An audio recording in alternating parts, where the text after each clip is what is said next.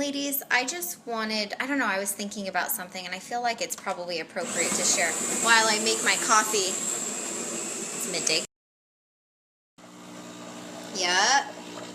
Coffee time! I usually don't have 2 cups of coffee in one day, but, you know, gotta do what you gotta do. I don't know if that's good. Pure judgment. Oh, look away, huh? Why are you such a hater? Come on. Okay, back to my desk, got my cup of coffee. Now I can start on what I wanted to say to y'all. Disappointment. I wanted to talk about disappointment. You all are on this self-discovery journey. And on this journey, you're going to find people you respect, idolize, you vibe with. Not even just people, but even practices that like fill you up and you find yourself excited about. Which is beautiful. But with that, in your journey somewhere along the journey, you're going to come across some form of disappointment. Aren't I a ball of positivity today? What do I mean? Okay, well, I'll give you an example of something that happened to me one time. There's this program I've been wanting to do in India where it just, I guess it helps you go into higher states of consciousness. And I was really excited about trying it. Everybody who has gone loved it, like raved, and it's felt really good. And of course, I love learning. I love growing and expanding my own self, So I was like, hey, Andrew, we're going to India. And then I almost created this I created expectations about it, right? Like, I'm like, oh my God, the people that leave there must be so spiritual and shit. And, me and Andrew had talked about it. We were really excited. And we still might go. But here's where the disappointment came in. One night we were having dinner. We were at this event. We were having dinner with some fellow people from the event. I'll just leave it at that. And a lot of them have gone to India for this school, sacred school. And I was so excited. I was like, really? Oh my gosh, we were thinking of going. Can you give me more information? And one of them looked over and said, well, how did you do with today's meditation? Because at the event, we had a meditation practice, I guess. I said, to be honest, today, because we had such a long day at the event, I said I didn't really feel that much. I felt more relaxed, but it wasn't. And no joke. He said, that's because you're not really that spiritual. So you have a long way to go with your spiritual practice.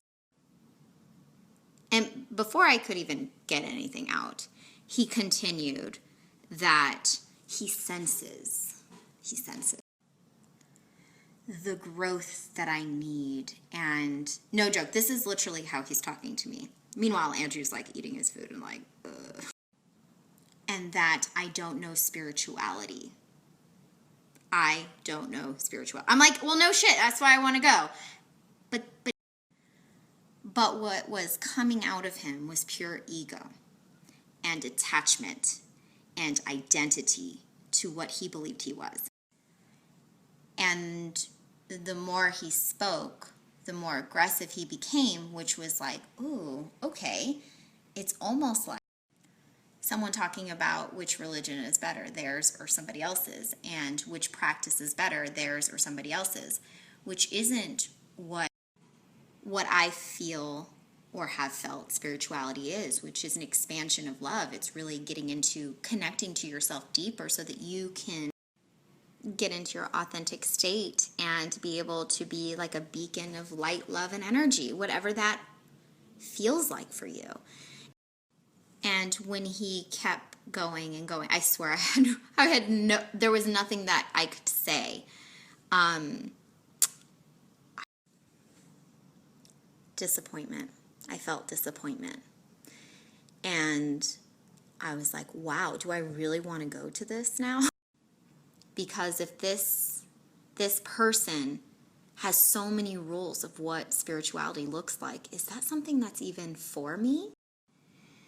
And when he finally took a second to stop talking so that he can put food in his mouth, I said, listen, I don't know that spirituality, and I'm probably not as spiritual in those terms. I said, but I will tell you the people that I look up to.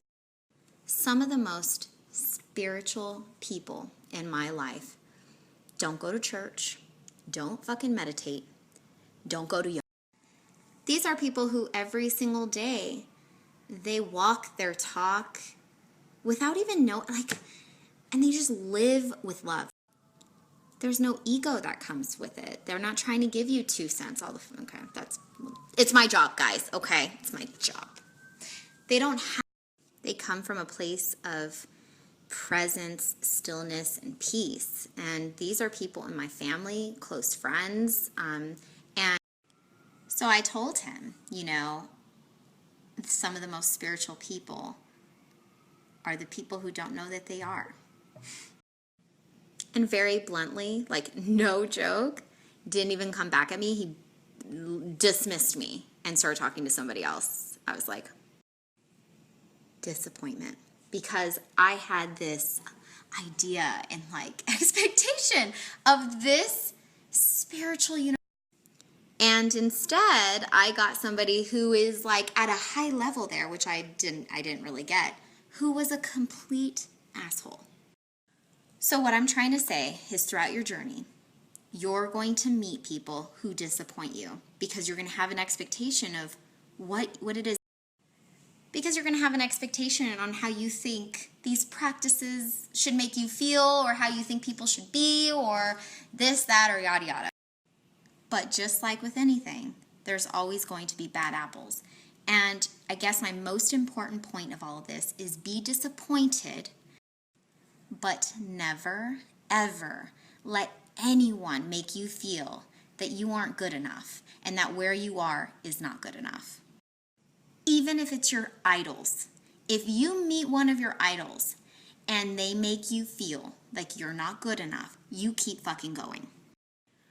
Don't let anybody use their hierarchy. Oh, I'm a teacher. Oh, I have this class or I wrote this book. Don't let anyone use their power, their fake power, to make you believe that you're not worth it. You keep fucking going. And thank God I only got disappointed, right? Because I knew he was a complete ass. And that comes from the certainty I had from myself. But, after that disappointment, I was like, okay, bye. But I'm still on this spiritual journey. I want to expand my heart, expand my mind. So guess what I found? I have so many great people, including Dave and Heather, who has helped me tremendously on this journey and still are. And not to mention, it helped me cut through the bullshit. So even when I read something or I follow someone, I'm able to gauge what feels right. And so, again, while I close off this freaking telenovela, keep going. Always keep going. And always choose yourself. And just know that no matter what journey you take, you're going to find some bad apples. And all you got to do is just toss them out of your basket, girl. Toss them. I think Dave said this in the interview that we did. If you're trying to look for peace, you'll miss it every time. Same goes with spirituality. So it's not just in a yoga class or church or a sacred school. Sorry, Andrew's texting me. Gosh, does he not know that I'm trying to snap? He's clearly not spiritual because he's interrupting. So I'm kidding. But that's seriously how that guy sounded. Anyways, that's all I wanted you guys to know is that I love how you're all on this journey. We're all on this journey together. Just know you're worth it. Build that confidence within, which we try to help you with, and cut out the bullshit. And you'll know if they just have a spirituality mask on or if it's really somebody that can enhance and expand your spirit.